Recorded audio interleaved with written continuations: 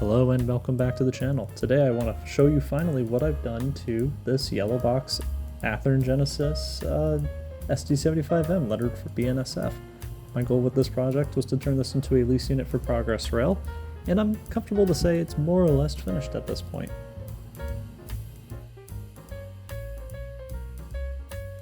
As you can see, this is what it looked like straight out of the box. And here's what it looks like today.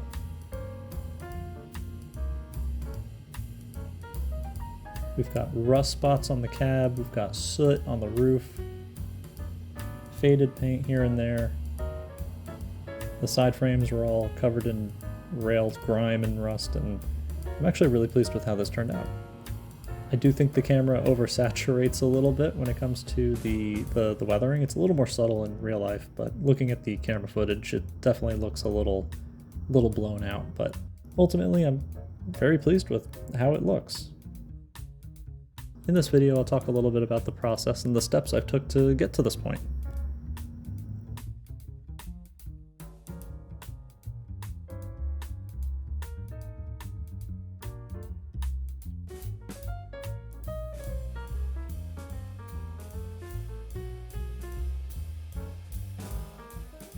These first few photos show the removal process of getting rid of the lettering on the sides. I used microsol decal setting solution soaked in a paper towel over the decals to remove them after it sat for a few minutes. And I ended up using a toothpick and Q-tips to do this. You can see on one side I wore through the paint a little bit, but that was going to get covered up eventually anyway, so it didn't really bother me. The one mistake I made with this whole project was picking a BNSF version of the SD75M.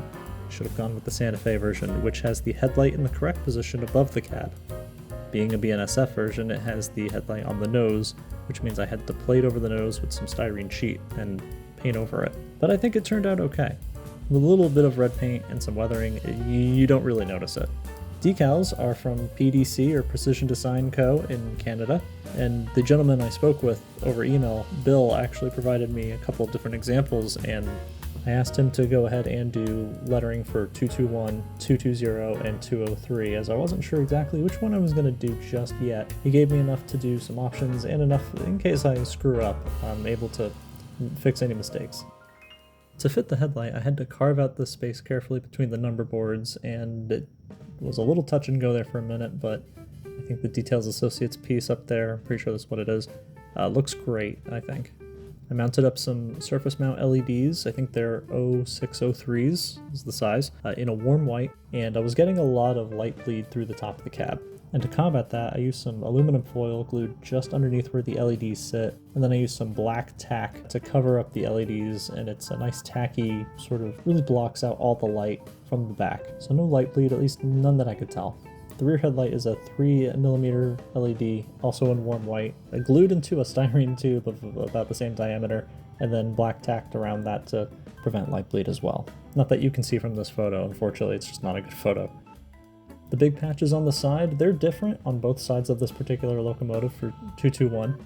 The right side is kind of broken up, and the left side is a solid rectangle. This is all just Tamiya primer from the rattle can, the fine gray primer. For chipped and faded paint, I decided to try a technique I read about from Pele Soyborg, I believe is his name. It is dipping a paintbrush in gray paint or white paint with a drop of red, very small amount of red, and then just kind of stippling that around the where you want the faded paint to appear. And then this will get a white wash over the entire model, and that blends it all together. There are a lot of extra details from the Details West SD70 detail kit, specifically for Santa Fe. Here in the paint booth, I'm giving the chassis a wash of white to fade everything down a little bit. And here you can also see I used Smokebox Graphics FRA striping along the sill, and I think that really turned out well. Next up was applying rust details and a little bit more grime and all that sort of stuff along the roof. This is just raw sienna oil paint stippled on with a brush on the nose and the top, which was then followed up with a clear coat to seal it after a few days, after letting it dry for a few days.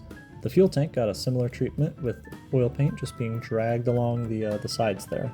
Here you can see the snowplow. This is a Wells Engineering snowplow. You can find his stuff on Etsy, and this is a resin 3D printed piece, very finely detailed.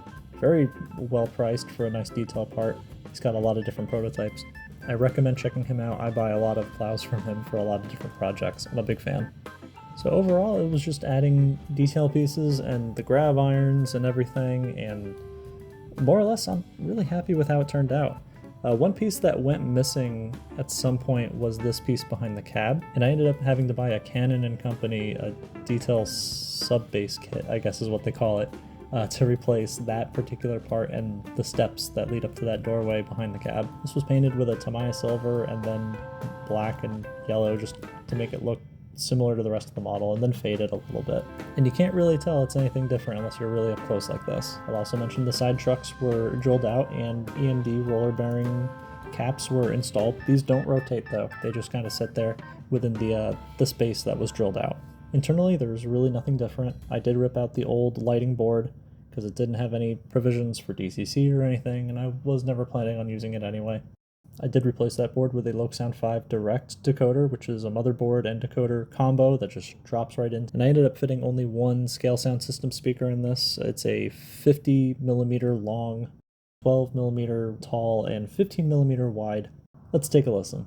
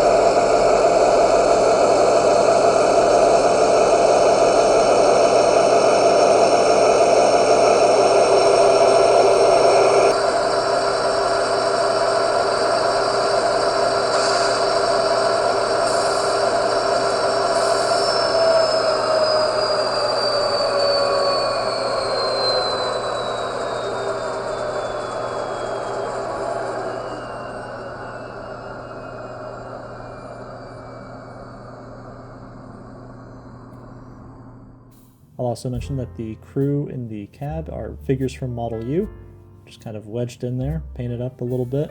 Overall, I'm really pleased with how this turned out. It's the wrecked end-of-life sort of junker that I really wanted, and I don't really have any connection to this locomotive in real life or anything, but I just thought they were really cool. Unfortunately, I don't have any footage of it running at the club, and there won't be any footage this month of that. Unfortunately, I'm doing a family trip, so look forward to a future video of this thing hauling around the club. If you have any questions, I'll try to answer them. And thank you so much for watching. Please consider subscribing, and I will see you very soon in the next one.